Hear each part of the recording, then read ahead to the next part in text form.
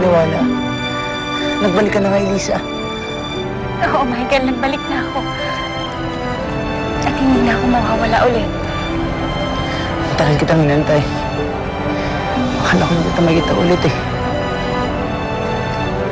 Michael, hindi na ako mawawala sa inyo ulit. Pangako yan.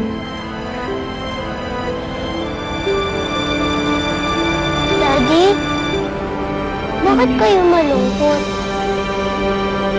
Anak, sobrang saya ng daddy mo. Dahil kasama niya na mami mo. Niya? Mami?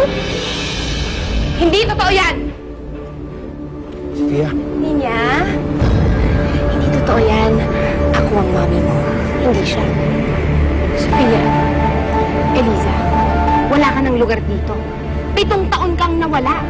At ako na ang pumalit sa'yo. Ako na ang asawa ni Michael. At ako na ang ina ng anak mo.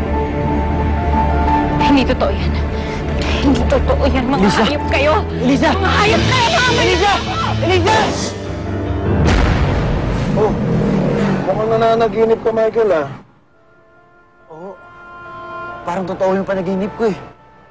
Pero buti na lang nagising ako. Anong panaginip? Manager si Elisa ho, nagbalik.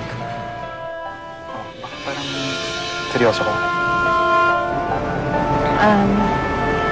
Naalala ko lang nung nakakulong pa ako, parang wala na akong pag-asa. Alam mo kung liga lang at hindi kasalanan sa Diyos na magpakamatay, ginawa ko na eh. Pero ngayon, parang nung nakalaya na ako, parang bumalik na ulit yung buhay ko. Natural lang naman na matakot ka. Dahil ang laki din ng pinagbago ng society after maipit ng ilang taon. Pero alam mo, kinakabahan pa rin ako eh. Hindi ko alam, baka pag uwi ko, hindi ko alam kung matatanggap pa ba ako ng mga tao sa paligid ko. Hindi ko alam kung ano magiging reaksyon nila kapag nakita na nila ako ulit. Tsaka, hindi ko alam kung kaya pa ba akong tanggapin ng asawa at anak ko. Hindi ko lang sa asawa mo. Pero sinisigurado ko sa inyo na imposibleng makalimutan na anak mo. I'm sure pag nakita ka nun, may-excite pa yun. Sana nga. Niya, how's school? I'm fine, Mommy. Wait, I'll show you something. Look, Mommy, I got a star. Wow, very good, baby.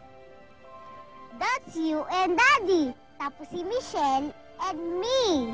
Wow, that's really cute, baby. You know, I love you so much. And I'm so happy to be your mommy. Ako lang mami mo, ha? Pag may nagpakilala sa'yo sa labas na sila ang mami mo, huwag ka maniniwala. Ako lang ang mami mo, okay? Okay po. Love you. Eh, parang takot na takot ka dyan sa panaginip mo. Ayaw mo na makikita kayo ni Eliza. Nagbalik na ako siya pero nalaman niya na may asawa ko eh.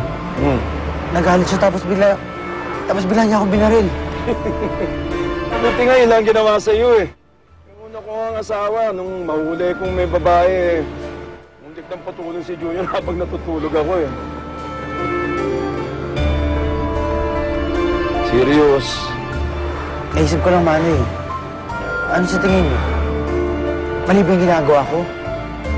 Yung sa amin ni Sofia, mali ba yun? Ako pati na nung Mike. Eh, nakatatlong asawa na nga ako, may sideline pa. Pero Mike, nakita kita nun, halos mabaliw ka eh. Anak ko, matutuluyan ka eh.